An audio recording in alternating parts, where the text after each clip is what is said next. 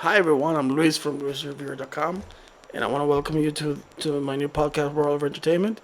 Basically, I just give reviews of films and series that I've seen and just talk about things entertainment, things, music, movies, and all that.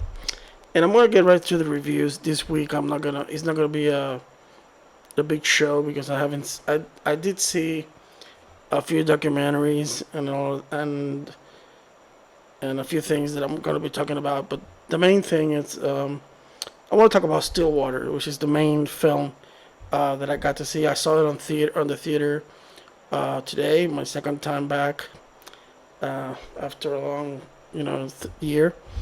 Um, and the movie stars Matt Damon, Abigail Breslin, and what was I think it was an Italian name. I think it was Camille Coden. She also stars in the movie. And basically, the story is about this father who, he's from Oklahoma and he's traveling back and forth to France to visit his daughter. His daughter has been convicted of a murder and is in the French jail. So he goes there whenever he's allowed to visit. And on the last visit, the daughter gave him a letter to give to her lawyer. When the lawyer read it and basically said no to the request, he asked for translation and he read it, and he takes it upon himself to find a way to free his daughter. So basically, that's the main storyline, and the movie. What can I say? When I wrote the review, which you can check it out on my webpage, I said that the movie was not what I expected, and it's true, it's not what I expected because the trailer, I think, gives you the wrong idea about the movie you're gonna see, and it's not in a bad way. I'm not saying it in a bad way. I think it works um, because I was hooked from the trailer, and I was glad that the film I saw was not what I expected because I saw something else. And I'm not gonna give away direct plot lines, but I do want to say that it is not as in a suspense or intense thriller, like you're gonna be on the edge of your seat within the investigation. I mean, it has that, but not as a film as a whole. I mean, the film works as a beautiful film about these people, about these characters, and the characters are really likable. I mean, you feel for what they're going through. You want to see what happens with them. The story itself, it's it's about letting go, about new things, about relationships, and yes, it does have intense moments. Um, in with the character as he tries to save his daughter. But I love the film. I really liked it. I have to say I really enjoyed it. I think it's a good film. I didn't know it was based on the Amanda Knox thing, and I say based because Amanda Knox been going on the press saying that this was not her story, and I respect that, and I don't want to get her name linked to the movie, but that's what is been said. And I can see the resemblance maybe, but but it didn't feel like it felt like a unique story written. It didn't feel like a retelling of something that really happened. So I have to say I really liked it. Like I said, it did hit me interested in the film, but not in the thriller. Oh my God, what's gonna happen? It did happen, but and it did happen towards the end, where I got really tense because I just knew he was gonna do something insane, and that had me tense. So that, in that sense, it did have a few more scenes like that. Um, Matt Damon was really good in it. I have to say that his performance uh, was moving, was great, and he carries the film in my opinion. Um, but Abigail, I remember her from Little Miss Sunshine, and I loved that movie, and she was good in it. She was really good in her performance. She was great. In fact, the cast, which if you take Matt Damon and Abigail, I think they were all French actors or from that area. I haven't seen them before, but they were all good. They all did their jobs. They were all great. So in that sense, it's a great film. I think people will enjoy it, seeing it. I enjoyed it. I liked it.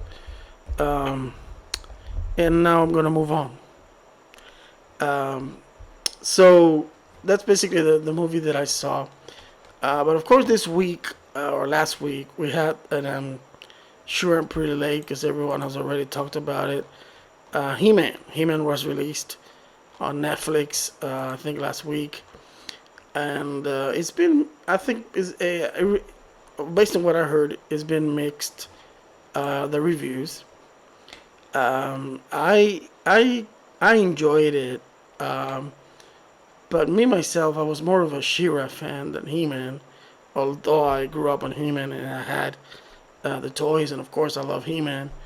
But what can I say? The show, I have mixed feelings. Um, at first, the first impression was that as I saw the first few episodes, it was more of the Tila show than rather than He-Man. But after I got over that and accepted that this was just a story, I got into it. I think the animation was good.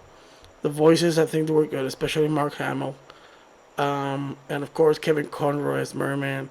I like the fact that they took these characters and took away the silliness of the original and made it more serious. Um, and we have to wait and see what happens. We only got 5 episodes, but it's been really bad. I mean, the people who hated it, and the people who liked it liked it. But it had a lot of controversy because of what uh, after people saw the show and saw what happened and all that. I'm not gonna give anything away, but for me, I kind of basically tried to take away what my expectations were once I knew where they were going, and just try to feel this story, feel what they were trying to say on this occasion. And once I got past the little details that I didn't like Tila's attitude and certain other things, I enjoyed it. But it could have been better. I think it could have been done a little bit better. The story is not bad. Maybe just people needed like a warm up or something. So that's He-Man. That's another thing that I saw this week. The other thing I saw was a documentary that was available on the on HBO Max, which is on Woodstock in '99. Um, of course, Woodstock is starts from the '60s, the big festival. I remember the '94 version. I didn't see the '99 version on TV yet. But based on this documentary, it was really crazy. It was really interesting because you see all the things that went behind it. All the way these kids behaved. I mean, it was simply insane. So it's a very interesting documentary. I gotta admit. I think it's a very very interesting documentary, and I mean, it was crazy. I mean, the things I saw and the way that people talked about the prices of the water, the conditions, the behavior. It was insane. It was really, really, really, really insane.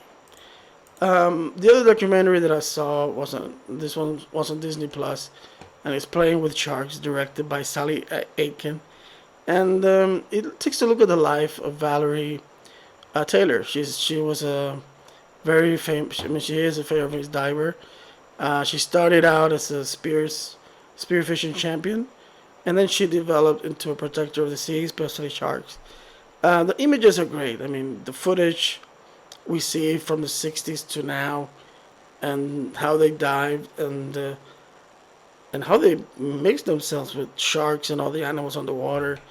I think if you're a fan of sharks like me, this is a great documentary to see. Of course, very interesting enough, she was involved with Jaws, and another film, which was Blue Sea, White Death, something like that. It was a very interesting documentary, very moving to see how she's changed from killing the fish to protecting them, and kind of like the weird thing that she's involved in a film like Jaws. But I think none of them knew what Jaws was going to cause, or that it would cause people to start killing sharks. I don't think neither Spielberg, anyone producing the film, envisioned or wanted that to happen. But it did happen. So, but it's a very interesting documentary. It's available on Disney Plus. Um, and that's it. That's actually what I've seen this week, which I want Merit to talk about a little bit. Now I'm going to talk about on the on my spotlight section. I'm going to talk about comics. I'm going to talk about a few comics that I've read. That if you're a comic fan, I recommend. You know, I'm coming back into reading comics. I used to read comics a lot when I was a lot younger. Now I'm trying to go back into. I bought a few paperbacks to read on Amazon and all that. So I'm trying to get back to this of making, trying to go back to reading comics. And one that I read that I found very interesting was Transformers versus the Terminator. And this one, what I found interesting is that it took the story of the Terminator and mixed it with the lore of the Transformers. So so Skynet basically comes back to stop the Decepticons, basically, and you get the characters. You get Sarah Connor, you get, of course, all the Transformer, and one Terminator who's sent back to destroy all the Terminators, because the Terminators are the ones who destroy Skynet. So it has nothing to do with the movies. It's a totally new storyline, but I liked it. I enjoyed it. I think it's like 6 issues in a, but it's I bought the paperback. I didn't buy the issues. Another paperback that I read this one a while back, is Superman for All Seasons, which basically takes a look at the Superman beginning on various seasons of life, and it focuses on Superman, Lois. I think it focuses on Lex, but it basically is about Superman's origin. But I love the way it was told. I love the story, the story how to, I mean, it dealt with Superman, and I love Superman. I mean, he's one of my favorite superheroes. The drawings, sometimes, the drawings were not to my liking, but it was a classic novel. Um, and it was written by Jeff Loeb and Tim Sale, which are very known. But it was great. It was great. It was um, narrated by Lana Lang also, when Clark returns to Smallville. So it has a lot of stories, and it's a very unique paperback. I really liked it. The other ones that I've read, I think I've basically reviewed these ones before, is Batman: The Long Halloween and its sequel, Dark Victory, which are great paperback. Currently, I read a milestone collection of Marvel of the Silver Surfer, which was great because within it contained the origin of the Infinity Gauntlet, and I remember reading the Infinity Gauntlet storyline, but I had no recollection of how he recovered the stones. And on this paperback, I finally read it, and it was really interesting. It differs from movies, but still, I think it was very interesting, and I have to say I enjoyed it a lot. And so anyway, those are the comics that I've been reading. So if you're a comic fan, and if you want to read, I also read one for Wolverine. I'm sorry, I don't remember. I think it was one of the first issues of Wolverine, but it was a collection of 4 issues, which I think is the other one that I read. And currently, I'm reading the X-Men, a collection of the X-Men comics, Uncanny X-Men, number 11, volume 11 of the classic collection. So anyway, that's it for this episode. I want to thank everyone for listening or watching on YouTube. You can follow me on Facebook, World of Entertainment, and also on YouTube. on the Luis Reviewer channel, or you can go to my webpage www.luisreviewer.com and read. I have a lot of content about music, movies, and I hope you enjoy them. I really do. Anyway, it's really late here where I'm Puerto Rico, so I'm gonna finish the video and I'm gonna try to get some sleep and hopefully keep watching films tomorrow. Take care.